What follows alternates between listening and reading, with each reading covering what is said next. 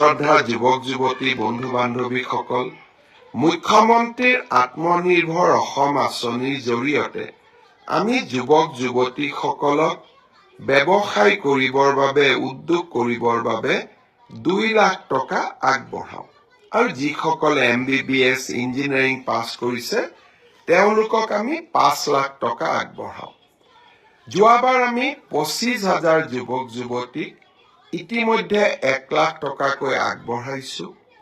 আৰু তেওঁলোকৰ গোটেই ব্যৱসায় উদ্যোগ কেনেকে চলিছে তাক সৰজমিনভাৱে তদন্ত কৰাৰ পিছত 2025 চনত তেওঁলোকক আমি আৰু 1 লাখ টকা দিবৰ বাবে চেষ্টা কৰিম।